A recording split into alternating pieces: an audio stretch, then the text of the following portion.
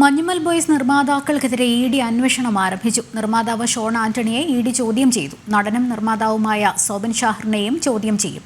കള്ളപ്പണ ഇടപാടുകളിലാണ് അന്വേഷണം. സാമ്പത്തിക തട്ടിപ്പ് കേസിൽ മഞ്ഞുമൽ ബോയ്സ് നിർമ്മാതാക്കൾക്കെതിരെ പോലീസ് കേസുണ്ട്. സിനിമയ്ക്ക് 7 കോടി രൂപ മുടക്കിയയാൾക്ക് 250 കോടി രൂപ ലാഭമുണ്ടാക്കിയിട്ടും മുടക്കുമുതൽ പോലും നൽകിയില്ലെന്ന പരാതിയിലായിരുന്നു പോലീസ് കേസ്. വിശ്വാസവഞ്ചന, ഗൂഢാലോചന കുറ്റങ്ങൾ ചുമത്തി മരട് പോലീസ് രജിസ്റ്റർ ചെയ്ത കേസിന്റെ അടിസ്ഥാനത്തിലാണ് EDയും അന്വേഷണം ആരംഭിച്ചിട്ടുള്ളത്. കള്ളപ്പണ ഇടപാടുകൾ നടന്നിട്ടുണ്ടോ എന്നാണ് ED പരിശോധിക്കുന്നത്. സിനിമാ നിർമ്മാണവുമായി ബന്ധപ്പെട്ട് കള്ളപ്പണ ഇടപാടുകളും നടക്കുന്നുണ്ടെന്ന പരാതിയിൽ ED നേരത്തെ തന്നെ പ്രാഥമിക അന്വേഷണം ആരംഭിച്ചിരുന്നു. സിനിമയുടെ നിർമ്മാണത്തിനായി നിർമ്മാണ കമ്പനിയായ പറവ ഫിലിംസ് പണമൊന്നും മുടക്കിയിട്ടില്ല. മറ്റു പലരുമാണ് ചിത്രത്തിന്റെ നിർമ്മാണത്തിനായി പണം നൽകിയത്. 18.5 കോടി രൂപയാണ് നിർമ്മാണ ചെലവ് വന്നത്.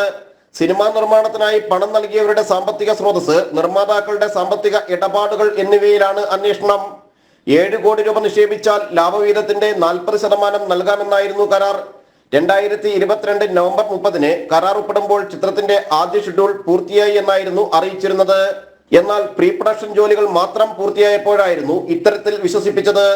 വിശ്വാസവഞ്ചനയും ഗൂഢാലോചനയും നിർമ്മാതാക്കൾ നടത്തിയിട്ടുണ്ടെന്നാണ് പോലീസ് കണ്ടെത്തിയത്.